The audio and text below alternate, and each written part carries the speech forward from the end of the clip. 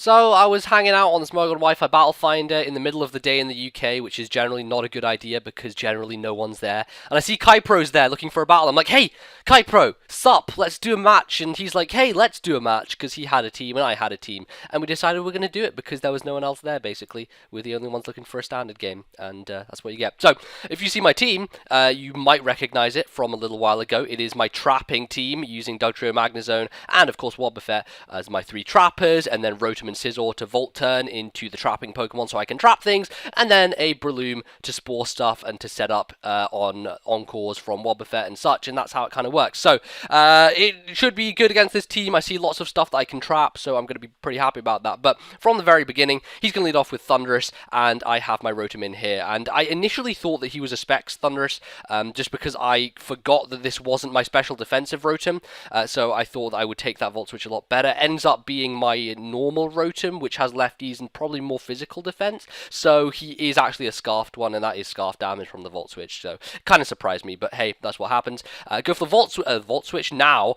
First of all, I went for the Will-O-Wisp, not wanting to go for the Volt Switch on the Thundurus, even though it was kind of obvious he was going to Volt Switch in the first place. I didn't want to be stupid and get hit with a Focus Blast or a Thunderbolt, sorry, staying in and then giving him Volt Absorb. So I Will-O-Wisp first, end up missing on the Tentacruel because God only knows I can never hit Will-O-Wisp ever, and Volt Switch out into Scizor. Now, the reason I go into Scizor here is because I want to isolate this Tentacruel with my Dugtrio, I want to kill it quickly, and I don't want to go into Wobbuffet to deal with Tentacruel because I want that thing at full health so it can deal with Thundurus once the Thundurus is locked into either Focus Blast or T-Bolt or HP Ice or something, and I didn't really want to go into Breloom because he might have had something annoying. I don't know why. Breloom seemed like something I needed to keep safe and alive and well, and the most useless thing on my team ends up being Scizor, and I want Scizor to just go and take the brunt of the hits. And that's what it does. It gets burned by the first Scald, it gets critted by the second Scald, Hacks is flying all over the place, I've already missed a Will-O-Wisp,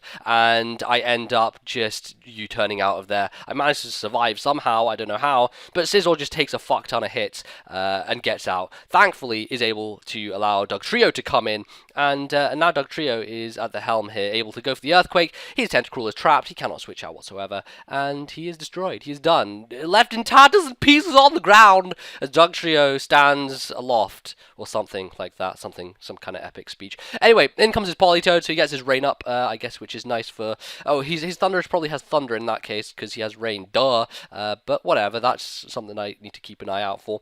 I'm going to go into my Scizor now, just to die, because it is very low, it's burned, it's practically useless. The Scizor just wasn't really worth keeping alive in general against most of his dudes. He has Jirachi, he has Politoed, he has Starmie, he has Thundurus, loads of things that can just really just fuck with Scizor, so I didn't really need it all that much. It was the best thing to die in any case. So I managed to go into Magnezone now.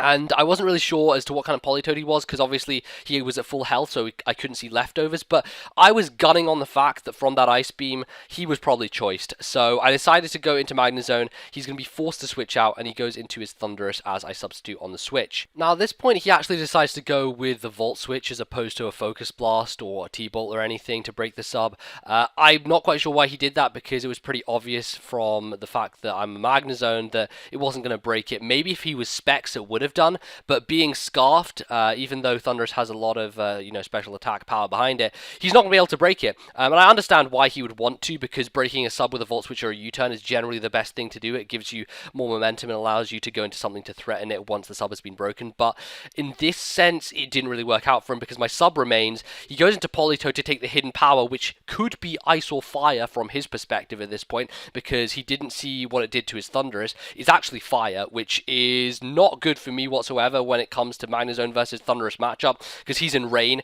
and he obviously has Volt Absorb, so it was good that he went into Politoed there because he doesn't have as much of an idea. But the nice thing about it, of course, is I'm able to go for the Thunderbolt. He lives on literally like the smidgiest of smidgens, 2 HP apparently is what that is, and is able to die here because he's Specs. He ends up being Specs, not Scarfed. I'm faster than him with my Magnezone, and Hidden Power Fire is able to finish off the last little bit of HP HP that he does have left. So back at pretty much full HP after the leftovers gain and everything, and Magnezone is looking pretty nice and pretty good.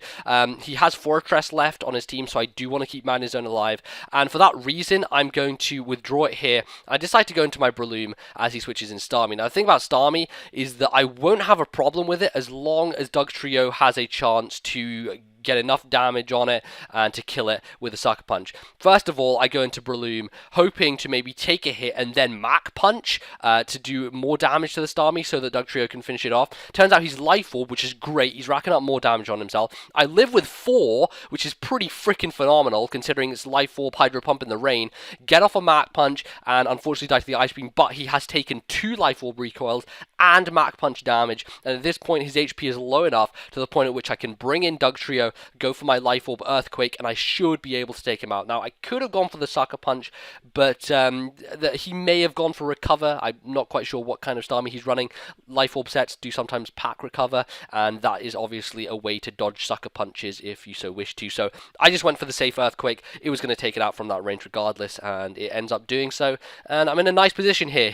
One of his major threats is gone. His Starmie is dead, and now I really only have one big threat to deal with, which is this Thunderous T. So I'm going to switch out and go into, I believe, Rotom. I go into Rotom, and I'm thinking he's may well go for the Volt Switch, though it seems a bit risky when Dugtrio's in. I don't mind really sacking Rotom at this point, because all I really want to do is to leave Thunderous in here when it's locked into something like Focus Blast or Hidden Power or whatever, and he ends up locking himself into Focus Blast, misses twice, and it's really inconsequential in the end because I do have Wobbuffet.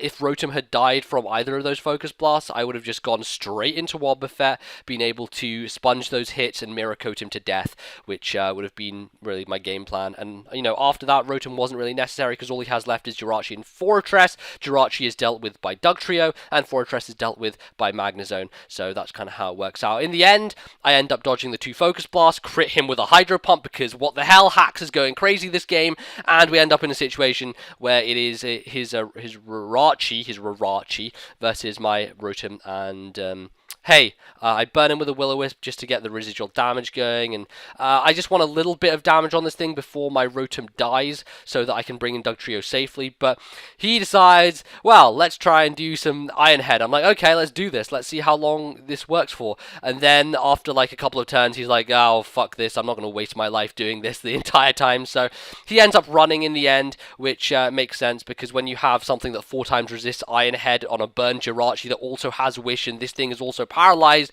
it's gonna take a really long time for that situation to lend itself to finish or to come to an end. So ends up running. I don't blame him. He was kind of in a sticky situation there, and hey, pretty perfect scene, a pretty perfect team for the trap team to go up against. Lots of things that I was easily able to deal with, and hey, it worked out pretty nicely in the end. I was pretty pleased with it. So yeah, there you go. That's the battle.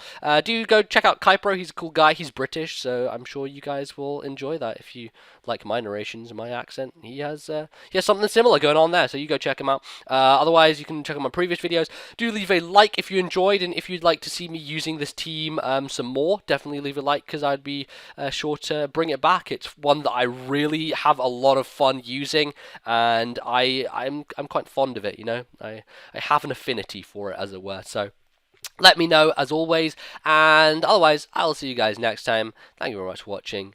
Goodbye.